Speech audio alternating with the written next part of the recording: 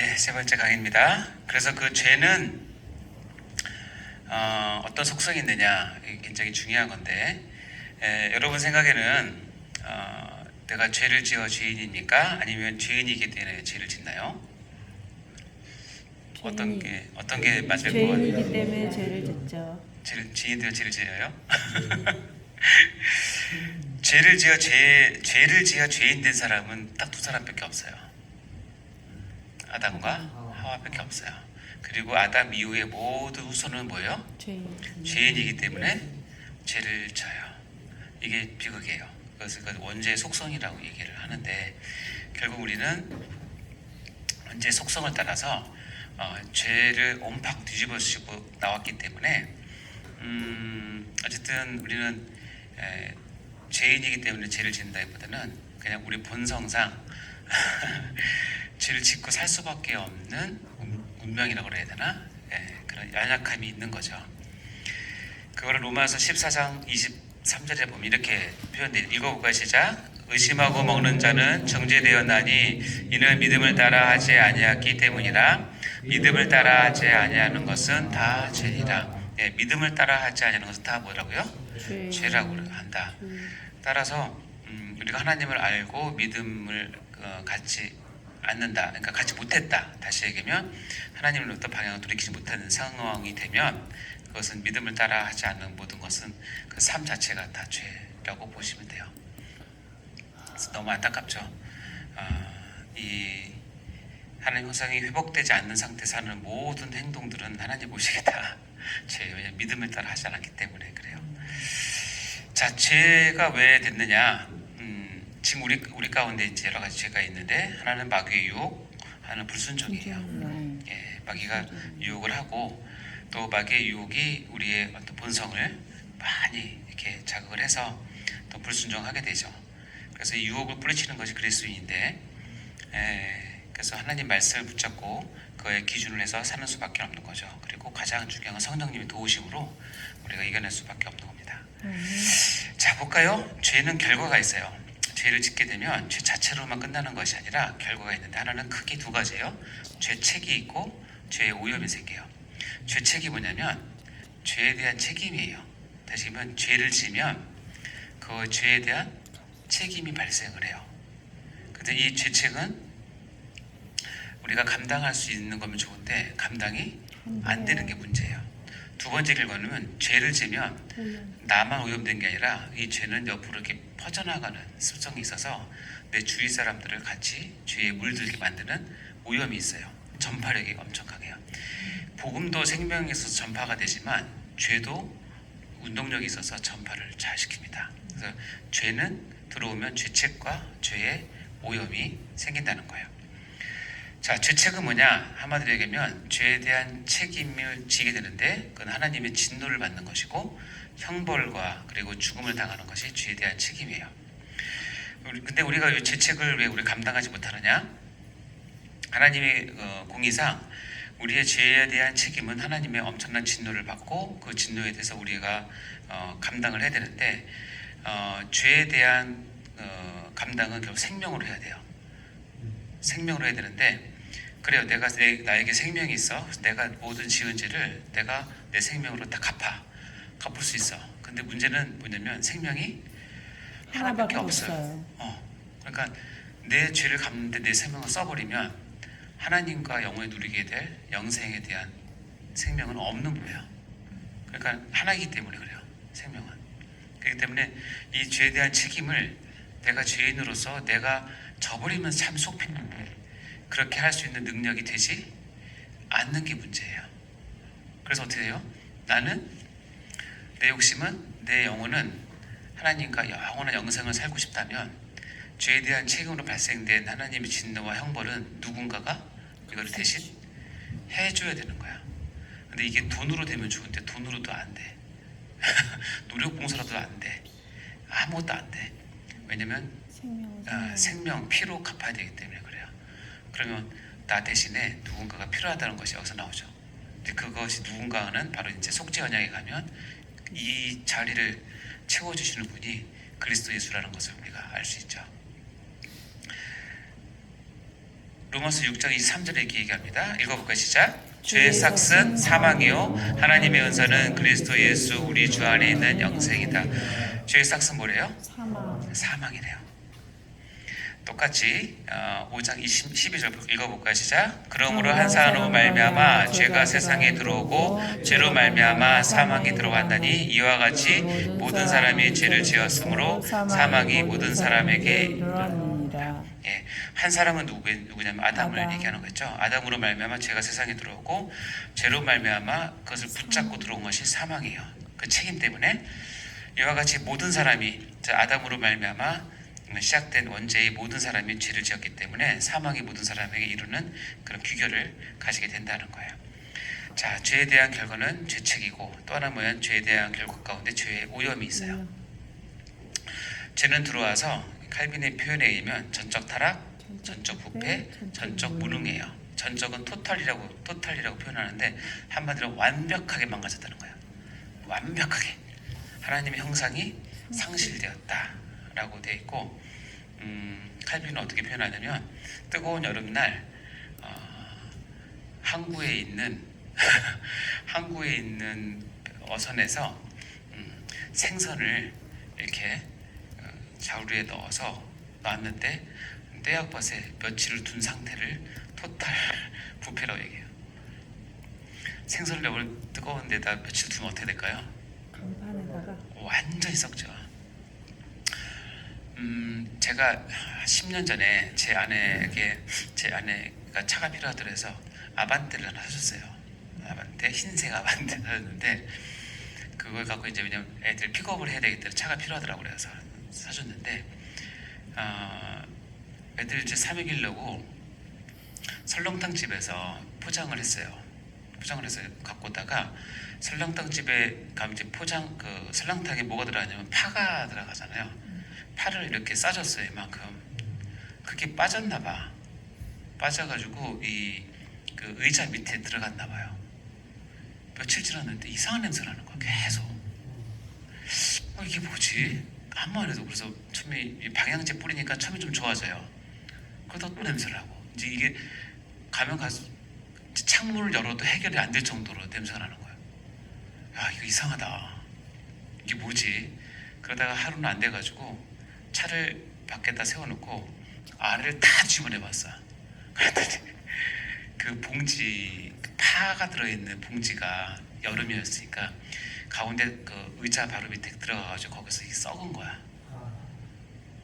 야, 파 썩은 냄새는 그렇게 심한지 몰랐어요. 이게 부패되니까 터지잖아요. 딱 터졌는데 위가 터지고 냄새만 계속 나는 거야. 계속 썩고.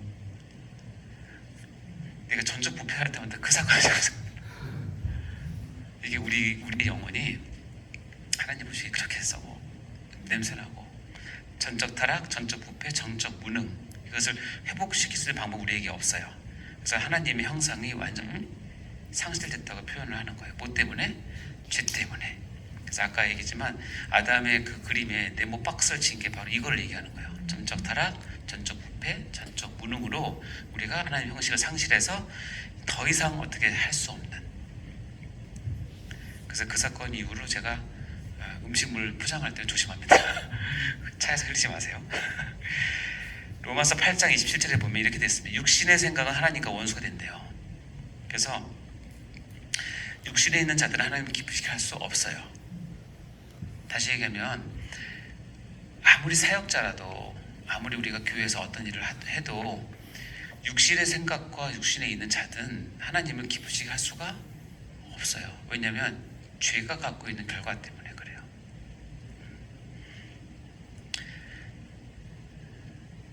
우리 직분이 중요한 것이 아니라 내가 죄를 어떻게 잘 처리를 해야 이런 일이 없는지.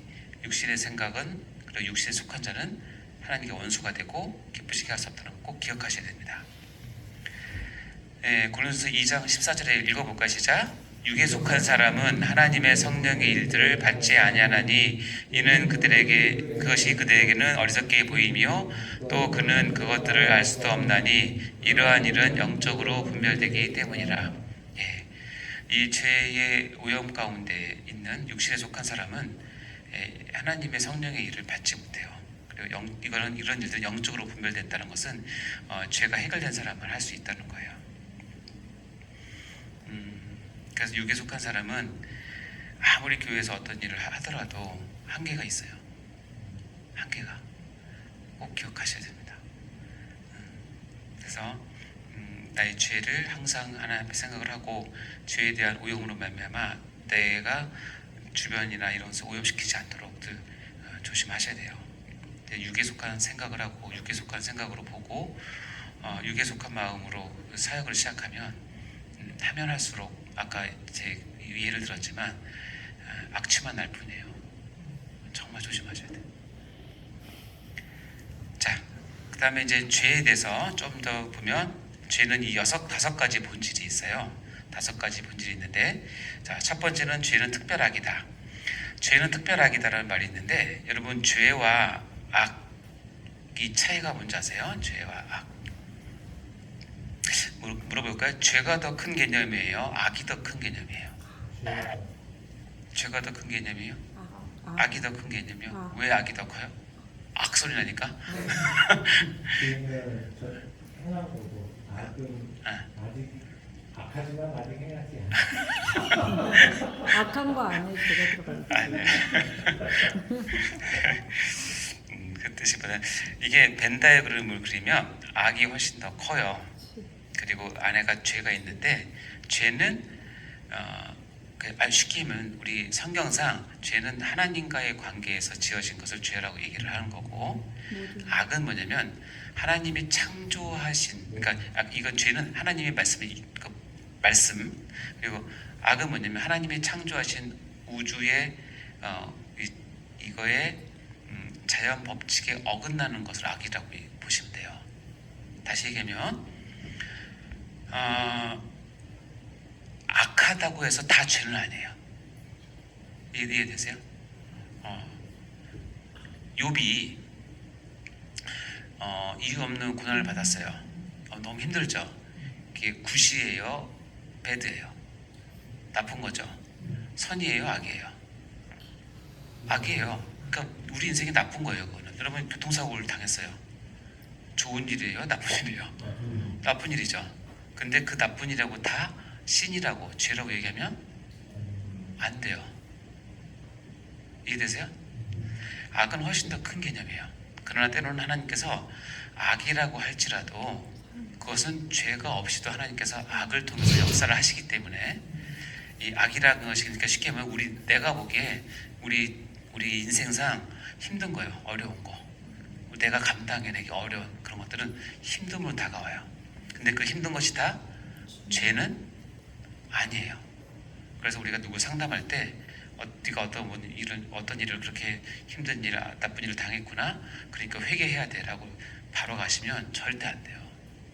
그건 하나님의 그 섭리를 혹시라도 초월하거나 넘을 수 있어요. 근데 반대로 죄는요, 하나님께서 특별한 일이 없으면 반드시 악으로 가게 만들어요. 죄는 반드시 어디를 끌고 가냐면 특별 악으로 갖고 가서 죄에 대한 어려움을 반드시 겪게 해요. 안 그런 사람 많던데요. 예를 들어서 죄는 잘 짓지만 잘 사는 사람 많거든요. 너무 부럽죠. 근데 시편 73편에 보면 이런 사람은 반드시 하나님 앞에서 마지막에 심판받아요. 그렇기 때문에 죄는 반드시 악으로 가는데, 악으로 가는 것이 유보됐다고 그래서 우리가 그거를 부러워하거나 시기하거나 질투하지 않대요. 근데 악은 뭐냐면 우리가 때로는 감당하기 힘든 모든 상황이 어려움으로 다가올 수 있지만 그것이 때로는 하나님이 특별한 영광 가운데 이유 때문에 받을 수 있는 거예요. 그래서 죄와 악은 좀 구별을 하셔야 된다는 거 기억하셔야 돼요. 자, 봐요. 로마서 3장 23절 시작. 모든 사람이 죄를 범하였음에 하나님의 영광에 이르지 못하더니, 그러니까 죄는 하나님의 영광과 직접 관계되는 거예요. 그래서 죄는 하나님의 말씀, 하나님의 영광과 관계되는 것을 죄라고 얘기를 하고, 자, 봐요. 창세기 50장. 당신이 나를 해하려고 하였으나 하나님은 그것을 뭐로 바꾸사? 선을. 당신이 나를 해하려고 하는 것은 악이에요. 근데 하나님께서 그것을 뭘로 바꿔요? 선으로 바꿔요. 여기에서 요셉은 죄가 거론이 안 돼요. 물론 형제들은 거론이 될 수 있겠죠. 그건 그쪽 얘기고, 우리 입장에서는 해하려 한 것을 선으로 바꾸시는 것은 하나님께서 하시는 일이에요. 그러니까 죄와 악을 조금 구별을 할 수 있어야 된다는 거. 자, 두 번째는 뭐냐면 죄는 절대적 특질을 가져요. 그러니까 죄는 행위 언약에 보면 순종과 불순종 둘 중에 하나 있지, 성경에 순종과 불순종의 가운데 다른 길은 없어요. 그래서 많은 사람들이 가운데 가려고 그래요. 그래서 좁은 길 아니면 넓은 길 둘 중에 하나를 얘기하지, 중간 길은 없고, 천국 아니면 지옥을 얘기하지, 뭐 연옥 이런 건 없어요. 성경은 절대적 특징을 가져요. 죄는 분명해요. 그러니까 적당히 하는 것은 위험해요. 마태복음 볼까요? 예수님이 얘기합니다. 만약 사람 앞에서 나를 뭐하면 시인하면 나도 하나님 아버지 앞에서 너를 시인할 거고, 만약에 네가 사람 앞에서 나를 부인하면 나도 내 아버지 앞에서 너를 뭐한다? 부인한. 시인과 부인 두 개밖에 없어요. 시인도 했다가 부인도 했다가, 이런 건 어떻게 처리할까요, 하나님이? 차든지 더 없든지 해라. 미지근하면 토해내치겠다고, 이거는 똑같은 거예요. 시인하고 부인하고 왔다 갔다 하는 것은 거의 부인 쪽에 가깝다 생각하시면 되겠죠.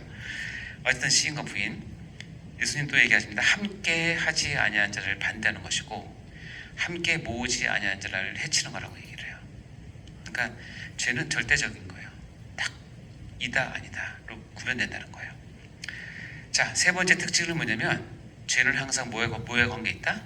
하나님의 의지와 관계 있어서 죄는 하나님의 계명, 뜻과 어긋나는 것을 죄라고 얘기한다는 거예요. 죄는 하나님의 법에 순종하는 일에 모자란 것을 죄라고 얘기한다. 아까도 얘기했죠. 요한일서 3장 4절 읽어볼까요? 시작. 죄를 짓는 자마다 불법을 행하나니 죄는 불법이다. 죄는 불법이다 할 때 이 불법은 뭐에 대한 불법이에요? 그렇죠? 대한민국 헌법이나 상법이나 그건 아니죠. 이것은 하나님 나라의 법을 얘기하는 거예요. 자, 그럼 이게 충돌돼요. 세상의 법과 하나님 나라의 법이 충돌될 수 있겠죠. 여러분 어떻게 하시겠어요? 충돌되면? 기본적으로 우리는 이 땅에, 이 나라에 태어난 것은 하나님의 뜻이기 때문에 이 나라가 갖고 있는 법을 지키는 것은 하나님께 가장 원하시는 일이에요. 그러나 그 법보다 더 상위 법이 있어요. 크리스천들에게는 하나님의 법이 있다는 거죠. 그래서 이 법을 지키기 위해서 때로는 이것을 못 지킬 수도 있어요. 그럼 못 지키면 어떻게 되냐면 불이익을 받게 돼요. 심하면 순교할 수도 있어요. 북한이나 중국 같은 경우에는. 그러니까 이 두 나라 사이에서 어느 법을 내가 지킬지를 여러분이 결정을 하시는 거예요.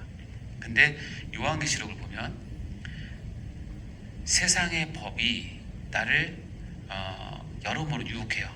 야, 당연히 법 지켜야지. 너 이거 안 지키면 경제적으로 어려운데, 너 이거 안 지키면 너 불이익 받는데, 라고 하면서 그것을 선택하는 것, 이것을 성경에서는, 계시록에서는 666을 받는다고 표현하는 거예요. 하나님 나라의 법을 최우선시하셔야 돼요. 하나님 나라의 법을 어기는 것이 뭐다? 죄라는 거예요. 그러니까 우리는 죄를 통해서 나 자신과 우리를 보는 훈련이 안 돼 있으면 편히 갈 가능성이 많기 때문에 조심하셔야 돼요. 죄는 불법이에요. 하나님 나라의 법에 반대되는 거라고 생각하시면 돼요. 자, 네 번째 특질이 있어요. 죄의 자리는 어디다? 우리가 처음에 서론에 배웠지만 종교의 자리는 마음에 있듯이 죄의 자리는 마음에 있어요. 그래서 이 마음은 내 안에 있고, 이 마음이 바깥 세상과 소통하는 것을 뭐라고 해야 되냐면 언어라고 얘기를 해요. 따라서 죄는 언어 생활과 매우 밀접해요. 그러니까 여러분 항상 입 조심하셔야 돼요. 정말로. 그의 언어 생활 밀접한 관계 있죠. 예레미야에 보면 아주 귀한 말씀 있죠. 만물보다 거짓되고 심히 부패한 것은 뭐다? 마음이에요. 누가 능히 이를 알려마는 나 여호와는 심장을 살피며 폐부를 시험하고 그의 각각 그의 행위와 그의 행실대로 보응하시는 분이세요. 그러니까 마음을 보는다는 거예요. 예수님도 이렇게 얘기하십니다.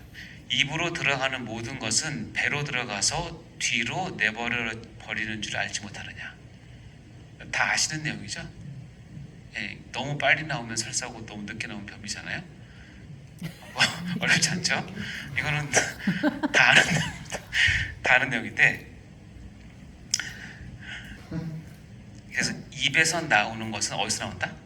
아, 네, 입에서 나오는 건 마음에서 나와요. 그러니까 뒤로 나가는 것은 음식물이 이렇게 소화돼서 나가는 건데, 이거는 하나님의 자연 이치니까 우리가 더러워 보여도 하나님 입장에서는 전혀 더러운 게 아니에요. 근데 뭐냐면 입에서 나오는 것은 마음에서 나오기 때문에 이게 진짜 너희를 더럽게 한다는 거예요. 마음에 나오는 것은 밑에 악한 생각, 살인, 간음, 음란, 도둑질, 거짓 증언, 비방 이런 것들이 사람을 더럽게 하는 것이지, 씻지 않는 손으로 먹는 것은 사람을 더럽게 하지 못한다. 예, 이 씻지 않는 손으로 먹으라는 뜻은 아니에요. 유생석을 맞지 않지만 이거는 종교 관행을 얘기하는 거니까. 이제 그래서 마음이 중요하다. 야, 누가 보면 6장 45절 말씀 큰 수를 읽어봅시다. 이거 중요한데, 시작. 선한 사람은 마음에 쌓은 선에서 선을 내고 악한 자는 그 쌓은 악에서 악을 내나니 이는 마음에 가득한 것을 입으로 말함이라. 예, 그 사람의 상태를 보려면 이 말을 보면 결국은 알아요. 여러분 말이 어떻게 나오느냐에 따라서 여러분이 뭐가 쌓였는지 알죠. 제가 제일 안타까운 거는, 제가 교회를 다니면서 목사한 건 아니지만 어차피 일을 할 거예요. 교회를 어차피 할 건데 왜 이렇게 툴툴대는지 몰라요. 말로 다 까먹어요. 말로 다 까먹어. 어차피 할 거. 저는 안타까운 거예요. 어차피 할 거 내 하고 순종하면서 화기하면 좋은데, 이게 뭐 안 됐네, 뭐가 좋네, 뭐가 나쁘네, 누가 빼졌네, 뭐 할 거는 해. 근데 말은 다 그렇게 해. 그러면 어떻게 되느냐면 공동체가 하나가 안 돼요. 그 다 어디서 나오냐면 아직 이 죄의 문제가 해결돼 안 돼서 그래요. 이 본성이. 그러니까 여러분 항상 순종의 말, 진리의 말을 많이 하세요. 자, 죄는 외부적 행위로만 되어 있지 않다. 아이고, 참 무서운 얘기죠. 하나님은 언제나 그 중심과 동기를 확인하신다.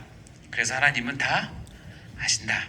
빨간색으로 쓴 그래서 하나님을 다 아신다, 이 말씀을 들을 때 뜨끔하십니까?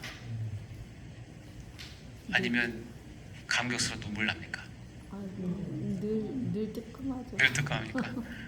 그럼 제가 여러분께 원하는 거는, 하나님은 다 아신다는 말을 들을 때 뜨끔하는 삶을 살지 마시고 감격스러운 삶을 사세요. 아, 내가 그 했던 걸 하니까 아시는구나, 알아주시는구나, 다시 한번 확인하고. 뜨끔하게 사는 사람은 다, 저도 물론 그렇지만 다 인지상정이지만 그건 줄이시고, 여러분 삶 자체가 하나님 다 아신다, 중심을 아신다 했을 때 정말 감사하게 무료가 되게 그렇게 사셨으면 좋겠어요. 우리 저번에 했던 살인하는 거 아시죠? 네. 노하는 거, 나가라는 거, 미련한 놈이라 하는 사람은 살인한 걸로 취급하시니까 외부적 행위가 아니라 마음의 중심에 있다는 것을 꼭 기억하시기 바라요. 자, 요거는 이 죄에 대한 잘못된 처리인데, 사역자들이니까 꼭 알고 계셔야 돼요. 죄를 범죄로 바꾸시면 안 돼요. 죄는 씬이에요. 범죄는 크라임이에요. 크라임이 뭐냐면, 크라임은 내가 회개 없이도 벌금을 내거나 아니면 내가 징역을 몇 개월 살거나 노동을 하거나 해서 뭐 할 수 있어요? 상수할 수 있죠. 그게 범죄예요. 그래서 죄도 범죄로 생각을 해서 헌금을 낸다는 거예요.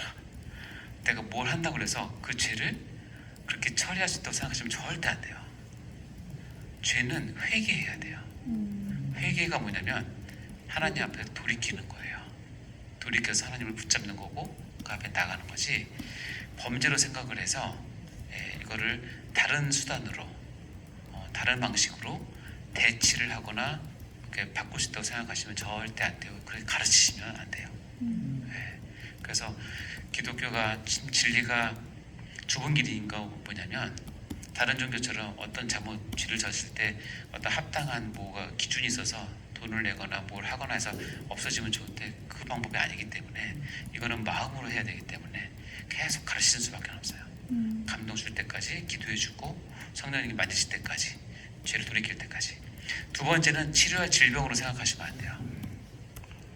치료는 우리 가운데 흔한 말로 교회에서 항상 면제부되는 말이 있죠. 무슨 말이에요? 나 상처받았어. 나 상처받았어. 그러니까 그렇게 그 말하면 어떻게 반응해줘야 그 사람이 좋아하냐면 다 위로해주고 괜찮다고 해줘야 좋잖아요. 속지 마세요. 상처받았는데 의를 위해서 상처받았으면 그렇게 하셔야 돼요. 그러나 죄 가운데 죄성 가운데 상처받은 것을 치료할 질병, 네가 연약해서, 네가 몸이 안 좋아서, 그래서 죄가 왔다고 생각하시면 안 돼요. 그건 다른 차원의 얘기예요. 네. 그렇다고 해서 뭐 윽박질한 얘기 절대 아니고요. 너무 과도한 뭐 위로, 평강 이런 걸 통해서 그 죄를 덮으려고 하시면 안 돼요. 그 사람은 결국은 위로받았다고 회복되는 건 절대 아니거든요. 크리스천은 어쩔 수 없어 죄에 대한 하나님 앞에 바로 서서 그것을 회개할 때 진정을 회복이 되는 것이지 그런 거 덮는다고 되는 게 아니기 때문에 그래요. 세 번째는 제도와 환경 탓으로 가시면 안 돼요. 네가 죄 지은 것은 네 잘못이 아니야. 이 제도가 잘못됐고 나라가 잘못됐고 뭐 당회가 잘못됐고 교회가 잘못돼서 그런 거지. 그거 네 잘못 아니야. 그러면 마음은 편하지만 그 죄에 대해 책임질 사람이 없어요. 그 죄에 대해서 교회가 책임져요, 나라가 누가 책임 안 져요. 이게 위험한 게 뭐냐면 이렇게 되면 자기 모든 죄를 다른 사람이 다 투사를 합니다. 이렇게 죄를 잘못 처리하시면 하나님께서 혼내십니다. 다음에 죄의 종류를 볼게요. 세 가지가 있는데 원죄, 자범죄, 성령해방죄예요. 자, 우리 다 아시는 내용이에요. 원죄는 뭐냐? 한마디로 얘기하면 방향이 잘못된 상태로 태어난 걸 얘기하는 거예요. 자, 우리는 처음에 태어났을 때는 처음에 지어질 때는 하나님을 향해서 딱 이렇게 고정되어 있는데 이 원죄가 들어옴으로 해서 이 방향이 180도 틀어진 상태를 바뀌었어요. 그리고 이 상태가 고착이 돼서 태어나는 모든 사람들은 하나님과 등지고 태어나게 됐어요. 그런 상태를 뭐라고 얘기했다?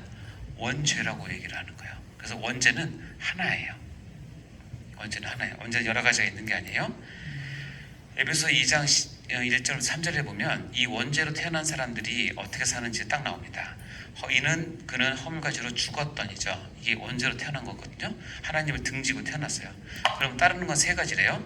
이 세상 풍조를 따르고 공정 권세 잡은 자를 따르고 우리의 육체의 욕심을 따라 살 수밖에 없게 태어난 것을 원죄라고 얘기하고 이것을 하나님이 보시기에 본질상 진노의 자녀라고 얘기를 해요. 그래서 시편에 보면 이렇게 얘기합니다. 다윗의 시죠. 내가 죄악 중에 출생하였으며 어머니가 죄 중에서 나를 잉태하였나이다. 바세바 사건 이후에 51편에 보면 기가 막힌 시예요. 정말 우리가 꼭 붙잡아야 될 시인데 내가 죄 중에서 출생하였고 어머니가 죄 중에서 나를 잉태하였습니다. 라는 이 이야기는 뭐냐면 하나님 내가 죄 지은 건 엄마 때문이에요. 이 얘기가 아니에요. 이게 뭐냐면 하나님 내가 이렇게 죄 지은 거 내 원죄가 있지 않습니까?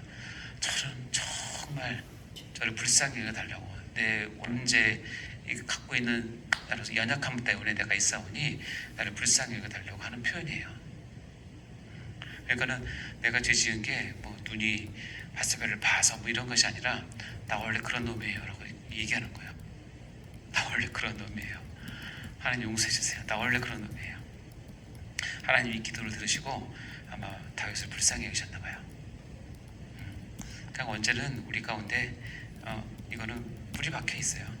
이것도 주님이 해결하시지만 자, 이 원죄는 하나죠. 근데 그 뿌리에서 나온 줄기들은 자범죄는 엄청나게 많아요. 여러분이 늘 하고 있는 자범죄는 많죠. 로마서 1장에 보면 그들의 마음에 하나님 두기를 뭐하매? 이것을 다른 말로 원죄예요. 하나님 두기를 싫어하는 거예요. 그리고 나서 어떻게 돼요? 하나님께서 그 상실한 마음대로 내버려 두사. 그러니까 하나님께서 은혜를 주지 않는 거예요. 자, 원죄를 갖고 있어요. 하나님의 은혜가 오지 않아요. 그럼 뭐 어떤 일이 나타나냐면 합당치 못한 일을 할 수밖에 없다는 뜻이에요. 난 원죄 태어났어요. 하나님께 내버려 둬요. 그럼 내 삶은 하나님께서 합당치 못하게 하는 삶을 살 수밖에 없는 존재다. 이런 의미예요. 그래서 어떤 합당치 않은 일이 있느냐? 21개가 있어요. 여기 표현에 의하면. 자, 자, 손가락 다 펴봐요. 불러줄 테니까 꼽아보세요. 모든 불의, 추악, 탐욕, 악의가 가득한 자요, 시기, 살인, 분쟁, 사기, 악독기 가득한 자요, 수군수군하는 자요. 수군수군 안 됐네. 비방하는 자요, 하나님께서 미워하시는 자요. 참 어려운데 하나님께서 미워하시는 거예요. 능욕하는 자요, 교만한 자요, 자랑하는 자요, 악을 도모하는 자요, 부모를 개혁하는 자요, 우매한 자요, 배약하는 자요, 무정한 자요, 무자비한 자예요. 이 21개가 아까 얘기했지만 하나님께서 내버려둬서 합당치 못하게 맺는 원죄로부터 뿌리에서 나오는 자범죄들이 21가지예요. 여러분 몇 가지나 있으세요? 나 하나도 없다. 아, 이거 없으시네요? 실망해요 여러분. 반 된다. 손가락 가까이 들어오면 그러니까 자, 뭐 21개 있는 사람도 있고 뭐 반 있는 사람도 있고 한번 보니까 한 사람도 하나도 없던 사람은 하나도 없는 것 같아요. 난 한 개다. 없으면 근데 한 개든 21개든 처벌은 똑같아요. 처벌이 뭔지 볼까요? 그거 읽어보고 시작. 그들이 이 같은 일을 행하는 자는 사형에 해당한다고 하나님께서 정하심을 알고도 자기들만 행할 뿐 아니라 또한 그런 일을 행하는 자들을 다 옳다 하느니라. 한 개든 21개든 판결은 정해졌어요. 뭐래요? 사형. 사형이 돼요. 주. 이게 우리 사형. 사형이에요. 사형. 아휴, 이게 우리의 현실입니다. 그래서 이렇게 사는 사람들은 육체의 일은 분명하니 하면서 15가지를 또 갈라디아서 쭉 적어놨습니다. 이런 것들 보면서 이런 육체의 일이 분명하게 15가지 나타나는 사람은 하나님 나라를 유업으로 받지 못한다고 얘기했어요. 그래서 이런 일 때문에 하나님 나라를 유업으로 받지 못한다는 것보다는 오히려 거꾸로 해석하면 하나님 나라를 유업으로 받지 못하는 사람들은 이 15가지 삶을 산다는 해석을 하시면 딱 맞아요. 예, 음행, 더러운 것, 호색, 우상술배, 주술, 원수 맺는 것, 분쟁, 시기, 분냄, 당짓는 것, 분열함, 이단, 투기, 술취함, 방탕 이런 것들을 다 하나님 나라를 유업을 받지 못하는 사람들이 사는 방식이라고 생각하시면 돼요. 이것이 다 자범죄로 나오는 거죠. 그러니까 이런 고백을 합니다. 사도 바울은 로마서 7장 21절에 그러므로 내가 한 법을 깨달았노니 곧 선을 행하기 원하는 나에게 뭐가 있다? 악이 있다. 그래서 사도 바울의 고백은 내가 선을 행하기 참 원하는데 항상 나에게 뭐가 있냐면 죄로 인한 악이 항상 있다. 이게 가장 가슴 아픈 일이죠. 자, 마지막으로 죄의 종류 가운데 여러분이 특별한 것 중에 하나는 성령 해방죄라는 게 있는데 이것은 좀 특별합니다. 모든 죄는 하나님께 용서받을 수 있는데 이것은 용서를 받지 못한다고 못 박았기 때문에 그래요. 이거 한 파란색으로 된 거 읽어볼까요? 시작. 하나님의 은혜에 대하여 성령의 증거를 받아 알면서도 하나님의 의를 의도적으로 악의적으로 고의적으로 중오심에 사로잡혀 반대하고 거부하고 회방하는 죄를 성령 해방죄로 얘기하는데 결론부터 얘기할게요. 성령 해방죄는 중생받은 참신자는 저지를 수는 없어요. 근데 이것을 가르치는 이유는 뭐냐면 우리가 이제 교회론에서 배우지만 무형교회와 유형교회가 있고 무형교회는 하나님께서 보시는 진짜 참신자고 유형교회는 거기에 참신자 플러스 가짜 신자들이 있어요. 이 가짜 신자들이 범하는 죄가 성령 해방죄로 생각하시면 딱 맞아요. 교회 내에 있으면서. 그래서 마태복음에 보면 성령을 모독하는 것은 사하심을 얻지 못한다. 밑에 누구든지 성령을 거역하면 이 세상과 오는 세상에도 사하심을 얻지 못한다. 이 얘기가 왜 나오냐면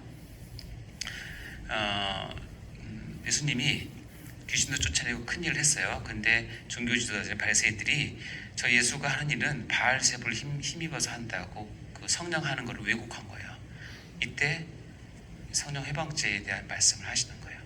그런 케이스이기 때문에 우리가 다 같이 교회 다니면서 참신자가 이걸 할 수가 없는 게 뭐냐면 참신자는 안에 성령님께서 계시기 때문에 성령님의 성령님을 부인하지 않는 이상은 저지를 수 없어요. 불의적으로는 성립이 안 돼요. 이해되시죠? 그러니까 너무 심각하게 생각하지 마세요. 그러나 여러분이 목회하다 보면 이런 사람들이 반드시 눈에 띌 수도 있으니까 그렇구나 정도만 하시면 돼요. 요한일서 볼까요? 보면 두 가지 죄가 있어요. 사망에 이르지 아니하는 죄, 사망에 이르는 죄.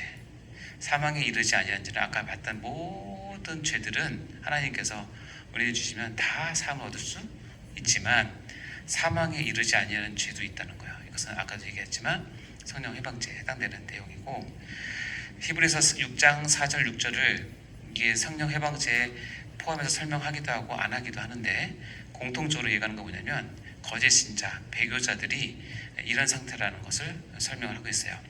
한번 빛을 받고 하늘의 은사를 맛보고 성령의 참여한 바 되고 하나님의 선한 말씀과 내세의 능력을 맛보고도 타락한 자들은 다시 새롭게 하여 회개할 수가 없나니 이는 그들이 하나님의 아들을 다시 십자가에 못 박아 드러내놓고 욕되게 하니라 라고 해서, 그 당시 교회 공동체 내에서 다시 유대교로 간 사람들을 이렇게 표현을 하는 거예요.